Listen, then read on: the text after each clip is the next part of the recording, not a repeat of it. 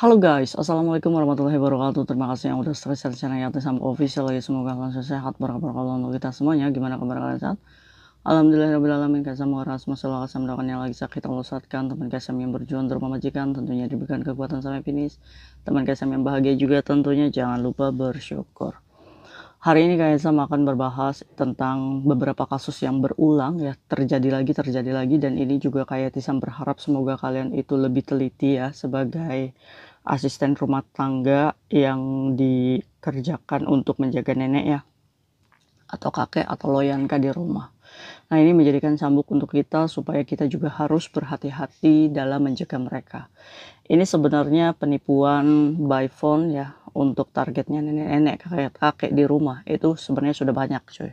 Nah, ini kisahnya mbaknya ini neneknya tertipu ya, 60.000 Hong Kong dolar, dan sebenarnya majikannya tidak menyalahkan, hanya saja pekerja migran ini merasa bersalah sendiri karena merasa bahwa dia bekerja tidak profesional. Oke. Kejadiannya ini sebenarnya 1 minggu yang lalu Kaisam baru bisa bercerita dengan kalian karena banyaknya kasus yang menumpuk, tapi ini pun bisa menjadikan pembelajaran untuk kita bersama. Kita sebut aja Mbak A. Kayak Disam, saya tinggal sama nenek, umurnya itu 80 tahun lebih, dan background nenek saya itu ya so far sama aja kayak nenek-nenek yang lain, kayak pikun. Kadang juga sesekalinya waktu di kejadian nenek saya itu menawarkan untuk membelikan saya mie Kaisam, karena memang jarang banget dia belikan sesuatu, jadi akhirnya saya terima. Nah, besoknya dia lupa kalau uang itu sudah dibelikan mie saya Kaisam. Jadi pada waktu kejadian saya dalam keadaan yang sangat kesal sama nenek saya. Nah, itu ya cuy ya. Nah, ending cerita, si nenek saya di pagi itu Kaisam menerima telepon. Nah, saat telepon ini kayaknya asik banget nih ngobrol nih di telepon ya kan. Iya, saya juga nggak terlalu kepo banget, lagian juga urusannya apa sama saya Kaisam. Akhirnya saya nanya, telepon dari siapa nek? Itu Singsang, katanya mau ngajak Yamcha. Oh iya, karena memang biasanya juga kita itu selalu Yamcha Kaisam. Nah, di mana memangnya? Besok katanya di Votan. Nah, pada waktu itu seperti itu Kaisam. Terus telepon lagi nih. Terus telepon lagi, ya ngobrol lagi. Kok dari satu hari ini teleponnya berkali-kali, tumben amat ya kan. Dan pada waktu itu nenek manggil, Cece, apa ini Singsang katanya pengen ngomong ya kan. Saat saya menerima telepon ini si Singsang, kata si nenek saya ngobrol, dia tahu nama saya ya kan. Awalnya saya nggak tahu, ya saya pikir ya Singsang saya memang tahu kan nama saya ya kan. Di situ saya terhanyut dengan pembicaraan. Singsang mengatakan nanti nomor handphonenya Singsang ini ganti, tolong kamu catat nomornya ya kan. Jadi ya saya nurut aja Kaisam, orang saya disuruh majikan, akhirnya saya sediakan kertas dan saya catat nomornya. Terus apa namanya, kalau misalkan ada apa-apa kamu telepon nomor itu ya, jangan nomor WhatsApp saya, soalnya WhatsApp saya lagi nggak kepake, katanya cuy seperti itu. Ya tanpa curiga apapun Kaisam, ya saya ya oke-oke aja. Nah, singkat cerita nih cuy, di sore harinya setelah menerima 2-3 kali panggilan telepon di hari itu, nenek ngajak saya ke bank. Pada waktu itu ya saya nggak ada curiga apapun gitu kan.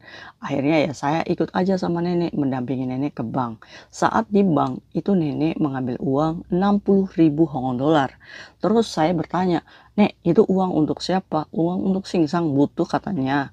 Jadi besok itu Yamcha, kita itu bawa uang ini katanya. Ya namanya juga ya itu urusan mereka gitu kan, ya saya nggak mau campurin gitu kan, ya orang tua mau ngasih anaknya ya apa salahnya gitu kan. Akhirnya diambillah 60.000 Hong Kong dolar. Akhirnya kita jalan lewat MTR ya, jadi neneknya masih bisa berjalan lewat MTR ya cuy ya. Tiba-tiba ada telepon masuk nih di handphonenya nenek yang mengatakan bahwa Yamcha-nya diundur hari ini aja ya kan, di hari ini setelah nenek itu ambil dari bank. Ya neneknya juga mengatakan, iya ini saya juga habis ambil uangnya katanya. Ya udah kalau kayak gitu kita ketemuan di Votan katanya. Di Votan di exit B dekatnya McDonald sana katanya. Emang McDonald, ada McDonald ya? Kedengeran Kaisam sih ada McDonald gitu kan. Emang Mefu Kaisam ada McDonald? Ya pokoknya ya udahlah, anggap aja ada McDonald gitu kan. Nah, ya udah tanpa basa-basi juga, tapi si Cece ini mulai curiga. Nek, itu yakin majikan kamu? Itu yakin anak kamu Singsang? Iyalah, masa saya bohong katanya. orang bener-bener kok itu singsang katanya gitu. Untuk apa duit sebanyak itu katanya. Ya nggak tahu namanya juga butuh Cece katanya kayak gitu.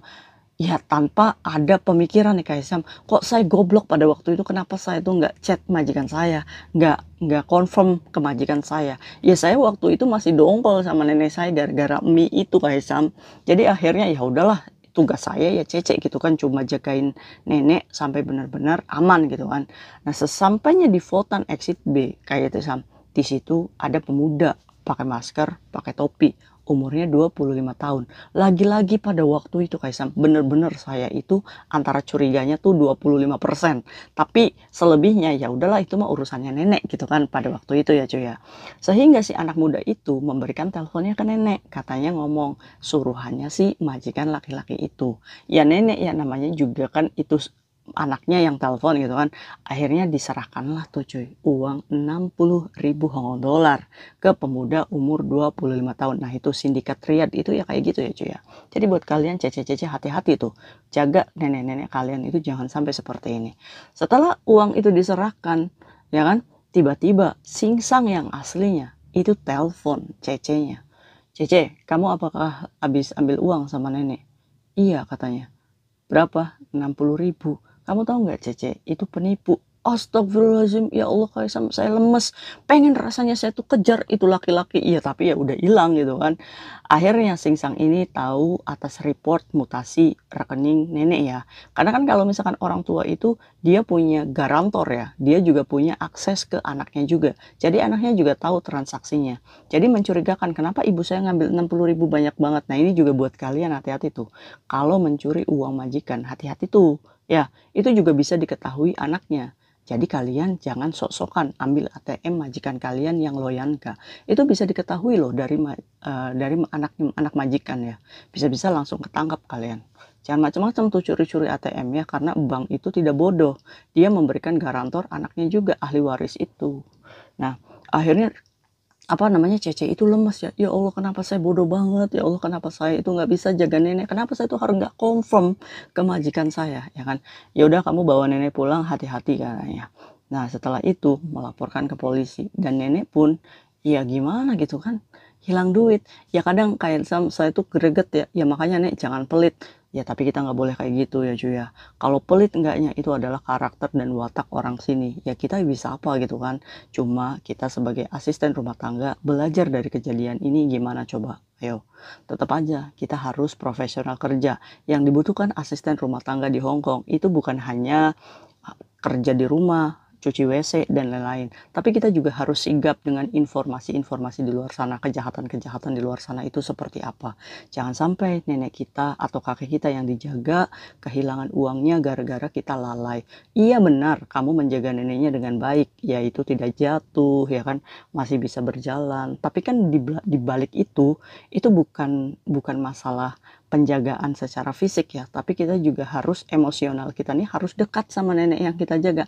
Makanya sayangi pekerjaan kita, sayangi nenek kakek kita yang kita jaga. Nah itu baru yang dinamakan profesional kerja.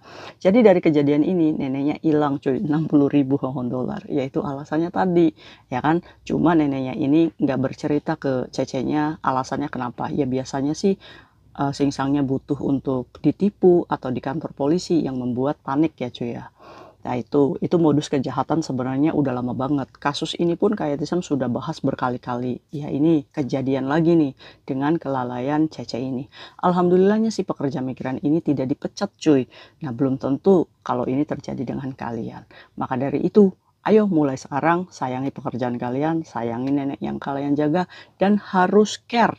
Harus peduli tentang apapun itu. Kalau misalkan ada sesuatu yang mencurigakan, langsung report ke majikan yang tanda tangan kamu, dadai atau singsang, kamu harus memberitahukan mereka. Ya, jadi jangan melakukan aktivitas sendiri, apalagi itu anak kecil atau nenek-nenek. Kalau misalkan mau keluar rumah, kamu harus izin dulu, kamu harus report dulu majikan yang masih mudanya. Oke, biar apa? Supaya kita tidak disalahkan. Pinter. See you next video. Bye-bye. Assalamualaikum warahmatullahi wabarakatuh.